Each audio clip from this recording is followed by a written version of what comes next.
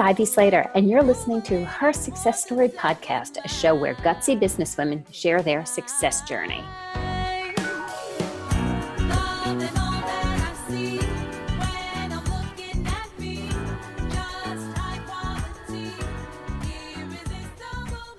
Hi, it's Ivy Slater. Welcome to today's episode of Her Success Story. I have an amazing guest, and I know I say that often, and I'll call myself out on it. Erin Halper is the founder and CEO of The Upside. She has founded this collective that helps consultants advance their businesses and thrive.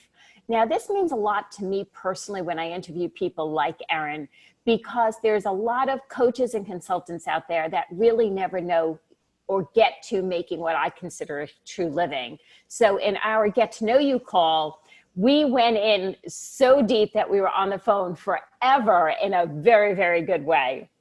Erin launched The Upside in 2017. She has advised more than 1,000 professionals on how to define the 9-to-5 by building a respective consultancy practice that generates consistent clients that affords them the freedom of working when, where, and how they want. And I want you to get that.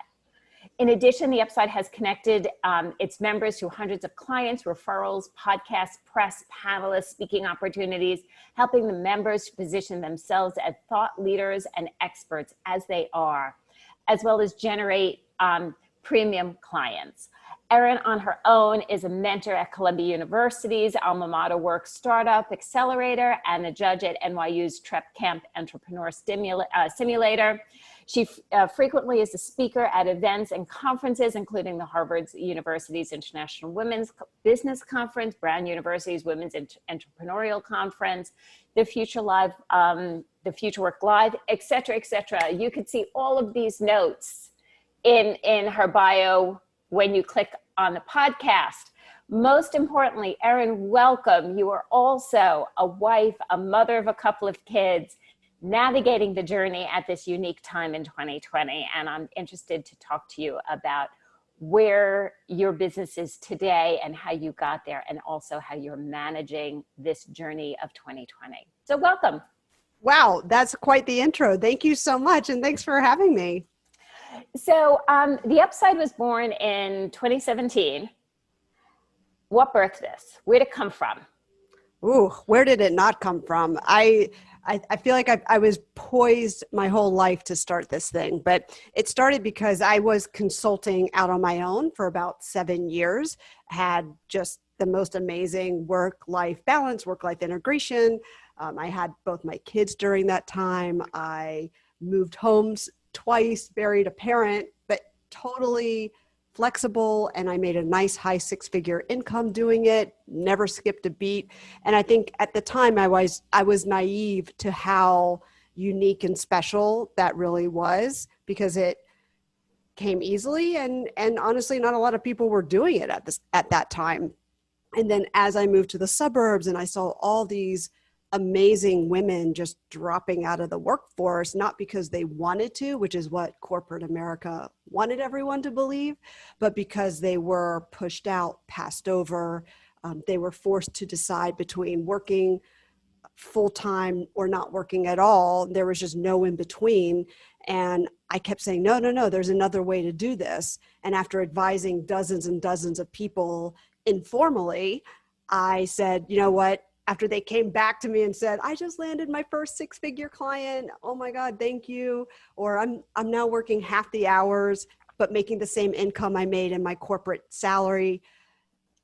I realized I had something special, and I launched a business around this concept of helping people redefine the 9-to-5, men and women, and launching this type of business model that I'm obviously super passionate about, because to me, it's the perfect bridge where it's not quite entrepreneur, not quite employee, but you get to be your own boss, and you don't throw away the skills and networks that you've built for, decades in your career. You get to actually leverage those and use those for your business. So your background, so you were doing consulting for a whole bunch of years. You were living that, young, vibrant existence, had kids, etc. When you started this business, everybody thinks like it's, oh my God, I had this great idea and it's so successful now. And it just is like, wow, that happens. What's the truth? Oh, the truth is, don't ever believe those stories. Now that I am what I personally consider successful, now that I feel like this business is successful, I'm much more open about the mistakes I made. I wouldn't have had this conversation 2 years ago because I would have been too embarrassed. But now I kind of like, okay, well, I'm over the hump. But let me tell you something, the first business model that it flopped, it completely flopped. On the outside, it didn't look that way. But internally, in my own head, at my own desk, behind closed doors, it was a total flop. And I'll tell you what that business model was. It was the first business model of the upside was matching consultants with clients. I'm very good at business development. I'm good at getting clients. I'm good at closing clients. And I knew that was the biggest pain point for either consultants or people who wanted to leave their corporate jobs. The biggest question was always, how do I get clients? Well, I knew how to get clients. And so I was like, well, I'll do that part. And they just have to show up and be their awesome selves. Well, let me tell you why that didn't work. First of all, that doesn't help them grow a business. That just keeps them as a bit by bit freelancer, because as a business owner, and we talked about this, Ivy, already, as a business owner, if you are not able to get your own clients, whether you own a printing business or a consulting company or a fashion company, if you cannot generate your own business, then you are not a business owner. That's what separates business owners from employees. But it's a skill that you can learn. So here's what was happening. Clients were like, yes, yes, yes, Erin, yes, this sounds great. What a great opportunity. I would love to see what type of people you have in the upside and see if there's a fit.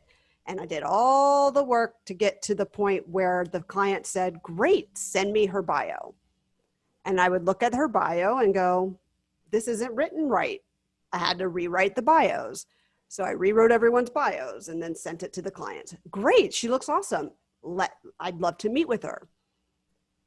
Then the client would meet with these people, and they didn't understand the difference between interviewing for a job and prospecting a client. So then I had to teach people how to prospect clients, because it's a completely different format and different mindset than an interview. And after doing that for a year, I really realized that this was a different business model than what I had imagined.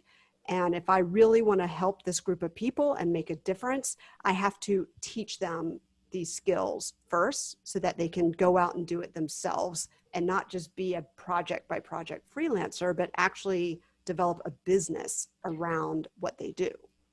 So what I'm hearing you say is you realize that there's that saying that goes, I can give a hungry man a fish, or I could teach the hungry man how to fish. And there's the differentiator. You could have built and scaled a business of your company having consultants under you, closing the business, and you keeping a good portion of that percentage of all those contracts, and having, because the relationships were yours and you managed it, and that is scalable. But in just the matching game, it doesn't serve to teach them how to fish. They can't feed themselves. Correct. Well, it's funny. I use that saying a lot. I must say, I say it a different and probably not the correct way, but I always say, if you give a man a fish, he'll eat for a day. If you teach a man to fish, he'll eat for the rest of his life. Absolutely. And it's the same exact concept. It's, I saw that. Yes. So coming from an entrepreneur business background, private equity background, all I kept thinking about was scalable, scalable, scalable. Like it has to be B2B. It has to be enterprise. I have to create this like scalable thing. And so all I was focused on was B2B because I knew from my background in investments that that's where the money is, and that's what's attractive, and that's what's chic. And at the end of the day, though, what I really learned was who are the people I'm really trying to serve and what serves them best. And at the end of the day, knew I wasn't out to serve the businesses, the enterprises. I started the business to serve those individuals. Mm-hmm. And I had to redesign the model in a way that served them best. And that's why I literally took 2 weeks off. I paused, took 2 weeks to just get my act together and just have a pity party and deal with myself, and then relaunch the whole thing under the same brand. So the upside today gives the consultants training on how to grow and scale their businesses. Is that my understanding? That is perfect understanding. And there's one more important piece to it, which is that we connect them to each other. Share a little bit more why that's important, please. Well, going back to that first business model that flopped, I was having similar conversations with people across different industries. And I started, I'm good at connecting. That is part of my secret sauce. It always has been. And I started saying, well, gosh, this person she focuses on retail. She has this big retail background, and she wants to work with retail clients, and she does branding. But then I've just talked to this person who also is in retail, but she's a data scientist. So different functions, same audience. And I thought these two need to meet, because what one client needs, she may not be able to do it, and she can refer that business to someone, the other person. And that happened many, many, many times. So I started connecting people, and then people came back and said, wow, like I ended up partnering with this person. This was awesome. Thank you. So I realized I need a way to bring all these people together under one roof, because those connections are so high impact that if I can get the best people together, the best people in this space under one roof where there's some commonality, that will be very valuable to people. And it turned out it is very valuable to people, because that's how you develop a strong referral network. It's unbelievable what happens when you put a bunch of consultants with similar business models under one virtual roof. Just absolute magic happens. So let's be real, and let's talk about 2020. Ouch. Business has been going beautifully for so many, and I'm going to start this way. What's the reality of the consulting business during the pandemic?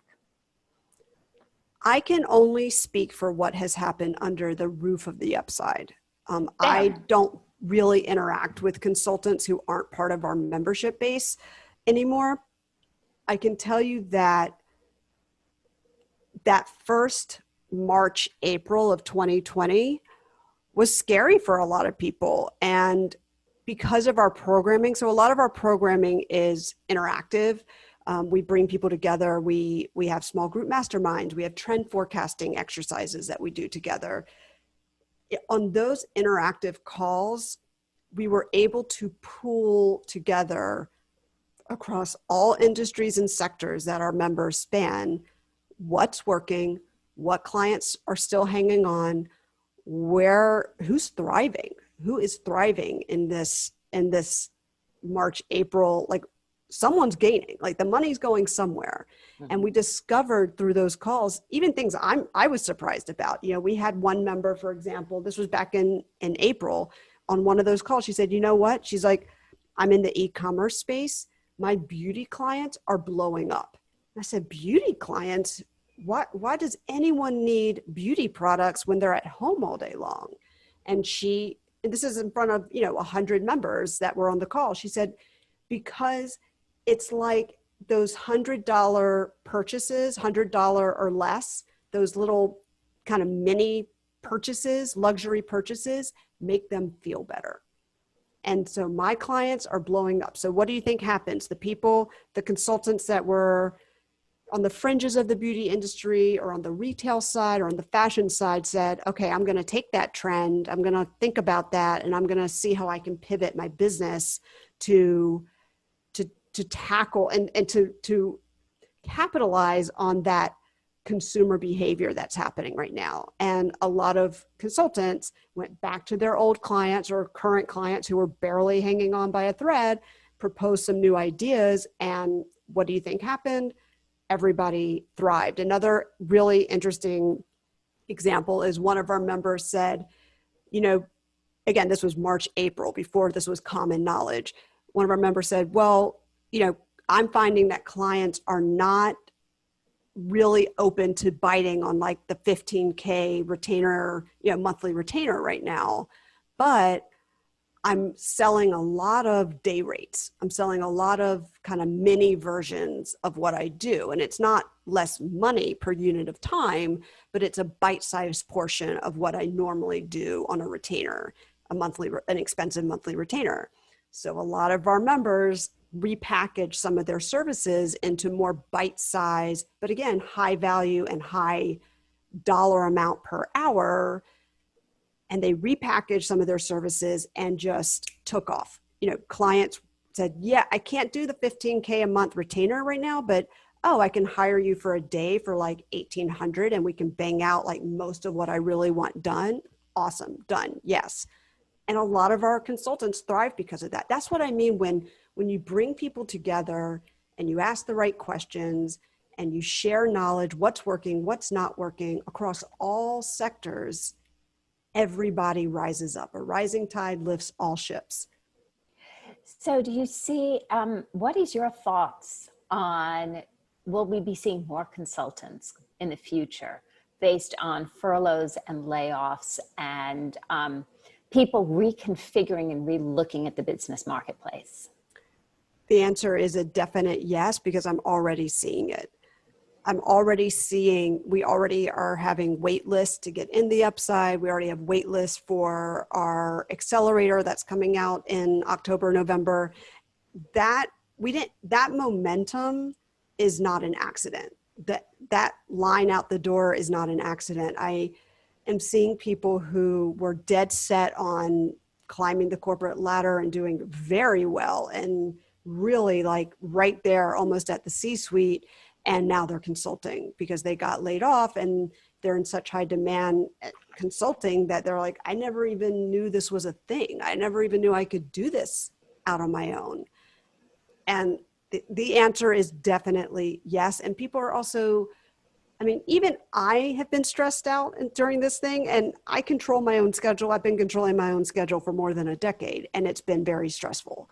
So I can't imagine if I had a job that was telling me when to show up at what time and I have to log in and keep my mouse moving to make sure. There are companies that are monitoring you, literally. Like I know people, and I won't out the companies, but I know people at major companies where they literally, my friends like move their mouse around every 15 minutes to make sure that it looks like they're alive on the computer. So, you said you have designed this to create your lifestyle, your schedule on your demand, and you're clearly really active. You're active. You have 2 kids, I believe. Yes. So we 2 children. You speak. You're part of Columbia and NYU's different incubator programs, et cetera, et cetera. How do you woman to woman, how do you find and balance time for everything, including yourself? Well, I'll tell you, it's a very easy answer. I don't work past 5 o'clock, no matter what, every single day. And at 5 o'clock, my meetings end. I don't commute. I'm here right now in my home office with you, so I have no commute. And at 5 o'clock, that's it. I'm done. And the reason why that's so significant is because I had to accept that I would not grow. My company could not grow as fast if I did that. No doubt there are times where I'm like, oh, I really just want to stay on another hour. I'm just so in my zone on something. And no, that is not an option. I am done at 5 no matter what. And because of that, I didn't grow as quickly as a business or become as profitable as, early as I could have if I had worked an extra 2 hours a day, or if I checked my emails all night long. But that's a decision I made. And it's, everyone has to make sacrifices. And to me, it was perfectly acceptable for mommy to work from school drop off until 5 p.m. And then, that's it. I was okay with that. And my kids, even though they still complain that I'm working 8:30 to 5, I'm like, you don't know how good you have it, kids. Let me tell you something. You have no idea how good you have it right now. Most people work a lot later, and most mommies don't cook dinner every night. And, I try to, they don't understand. They're 6 and 9, but I sleep at night. I don't have any guilt. What tips would you have for other leaders coming forward when we're hit with that crossroad of, I'm used to a day job. Do I start consulting? What's right? Can I take this leap? And I'm asking from true curiosity, because from the time of my mid-20s, I believed I was going to own my own business, that it was really important to me to be the master of my own destiny. So my time of a day job was very, very limited, early on. And it wasn't that I didn't have partners, and I was a junior partner for, a period of time, and there was structure, et cetera, et cetera. But I was always so driven to be that master of my own destiny that when I hear and I speak to people, and I was just speaking to somebody the other day who they're like, wow, do I start my own or do I look for another job? And, we had a true conversation about the pros and cons and what was important to them. But I haven't been in those shoes in a long time. So I'm truly asking from a place of, wow, what's that like? I get asked that question all the time by people, actually. And usually it's in the form of, is the upside a fit for me? And then they tell me their whole story. And I always say, look, if your goal is to be part of a big company and maybe lean in, like you do the whole Sheryl Sandberg thing, you want to lean in and just get to the top of a company, and that's really what you want for yourself, then you should not necessarily consult. Consulting can be difficult if you're not all in.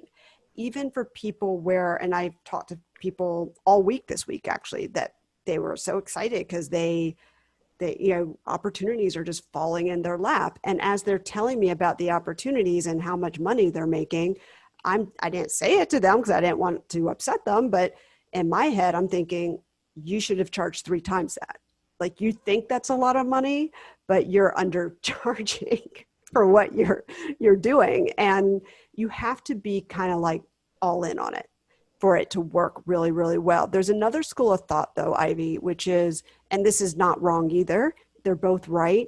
There's another school of thought where when you go out on your own as a consultant, you are paid, if you do it right, you are paid more per unit of time than you would in a full-time job. So your hourly rate does not equate what you would make per hour as a full-time employee. When you're doing it the right way, of course.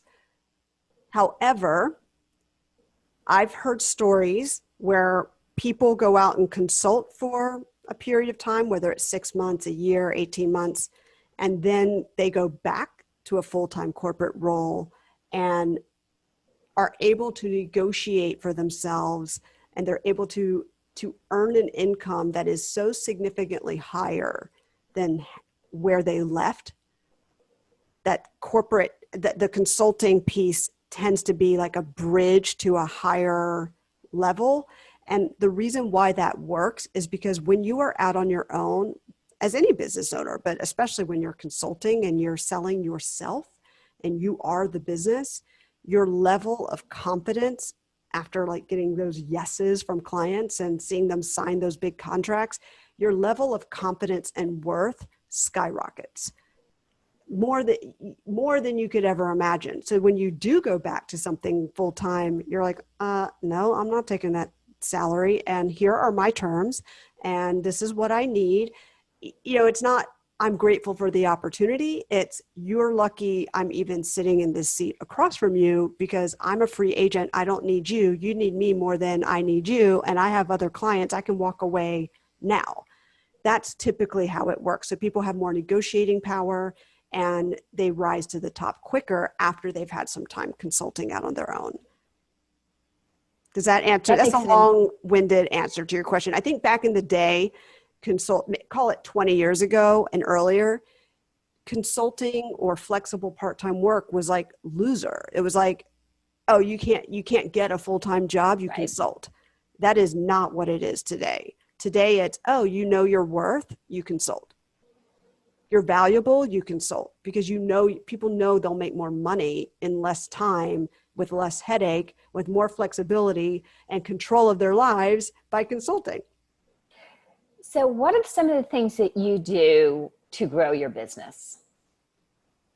Oh, wow. Gosh. How long is this podcast? How long is this interview? In a snapshot. You know what? I'm going to give, nobody cares about the tactical stuff, I think, for this question. It's really more of like a high level mindset. And it's circling back to what we talked about in the beginning. It's about who I'm serving. And I know who I'm serving. I am serving the individual person who wants to launch a thriving consultancy, a profitable consultancy, to work when, where, and how they want for their lifestyle. That is the person I'm serving. So when I talk about growing my business, anything I do, whether it's a blog post or doing this interview with you, or launching a new product, everything I do, always I have that in the back of my mind. Does this serve the people that I set out to serve? Does this help people? Will this provide value to that person? And I think that in any business, no matter what type of business you launch, if you always keep in mind that person that you're serving and you make choices based on what's best for them, you cannot go wrong in how you grow your business. And it has served me very well to think that way. I love that. And that is real. That is how it works when you think about how we can serve others.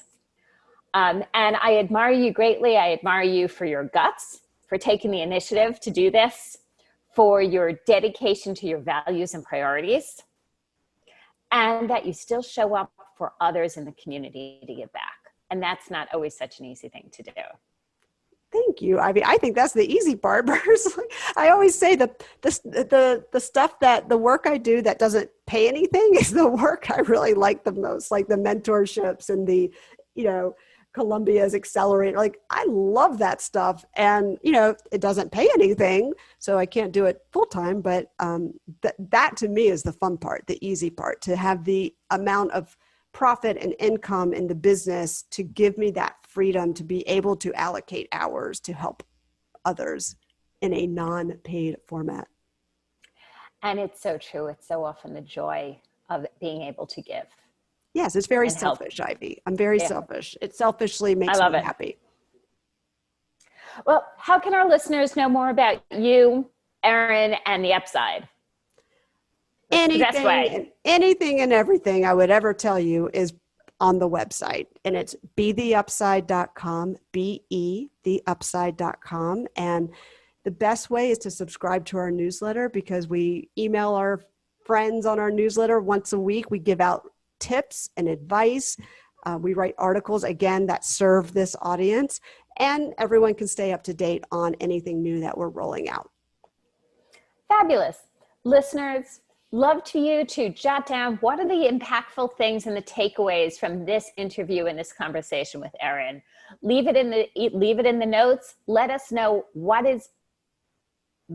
triggers you. We're here to serve. We're here to make sure that we're delivering great content. And by you guys responding to us, we can serve even better. Share it forward, subscribe to Her Success Story. We come in with great new interviews and some content episodes every Monday morning. Stay tuned for next time. and know we're all in this journey together. The journey of success has its highs and has its, I'm not going to say lows, ladies and gentlemen, has its journey of joy. Thank you for joining us here. See you next time.